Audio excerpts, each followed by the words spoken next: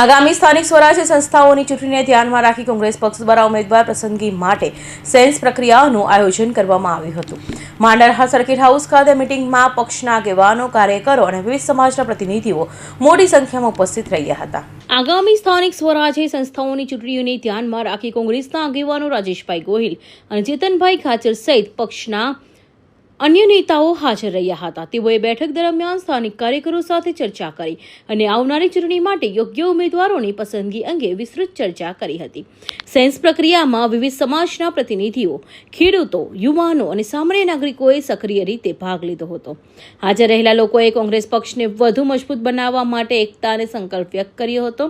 તેઓએ જણાવ્યું હતું કે સ્થાનિક સ્તરે લોકો સાથે સતત સંપર્કમાં રહેનાર અને જનહિતના પ્રશ્નોને પ્રાથમિકતા આપનાર ઉમેદવારને પક્ષ તરફ તક આપવી જોઈએ. પક્ષના આગેવાનો દ્વારા જણાવ્યું હતું કે કોંગ્રેસ પક્ષ હંમેશા લોકશાહી પદ્ધતિને મહત્વ આપે છે અને કાર્યકરો તથા જનતાના અભિપ્રાયોને આધારે ઉમેદવારીની પસંદગી કરવામાં આવે છે. સેન્સ પ્રક્રિયા પણ એ જ દિશામાં એક મહત્વપૂર્ણ પગલું છે.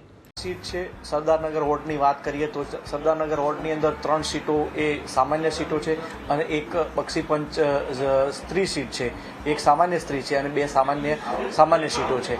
કુલ એ 4 માટે કરીબન 25 થી 30 ઉમેદવારોએ પોતાના દાવેદારી નોંધાવી છે અને તમામ માહિતી એકત્ર કરી અને સામાજિક અને શૈક્ષણિક અને ભૌગોલિક પરિસ્થિતિઓને ધ્યાને રાખી અને સંપૂર્ણ વિગતવાર અહેવાલ એ પ્રદેશ સમિતિની ચૂંટણી સમિતિને મોકલવામાં આવશે અને ચૂંટણી સમિતિની પ્રક્રિયાની અંદર જે કંઈ બી અમારા વરિષ્ઠ નેતાઓ છે એ બેસી અને તમામ પાસાઓની ચકાસણી કરી અને સારા ઉમેદવારની પસંદગી કરશે. આ બેઠકમાં અમદાવાદ જિલ્લા પંચાયત, તાલુકા પંચાયત અને નગરપાલિકાની ચૂંટણીને ધ્યાનમાં રાખીને સ્થાનિક સ્તરે પાર્ટીને મજબૂત બનાવવા માટેના મુદ્દાઓ પર પણ ચર્ચા કરવામાં આવી હતી. પક્ષના કાર્યકરો તેમજ વિવિધ સમાજના આગેવાનો દ્વારા પોતાના વિચારો અને સૂચનો રજૂ કરવામાં આવ્યા હતા. કાર્યક્રમ દરમિયાન કેટલાક કાર્યકરોએ સ્થાનિક વિકાસના મુદ્દાઓ પર પણ ચર્ચા કરી હતી. ગ્રામ્ય વિસ્તારોમાં રસ્તા, પીવાના પાણી, શિક્ષણ અને આરોગ્ય જેવી સુવિધાઓનું વધુ મજબૂત બનાવવાની જરૂરિયાત અંગે ચર્ચા કરવામાં આવી હતી. કૌશિક પટેલનો report, Hind TV news, Surat.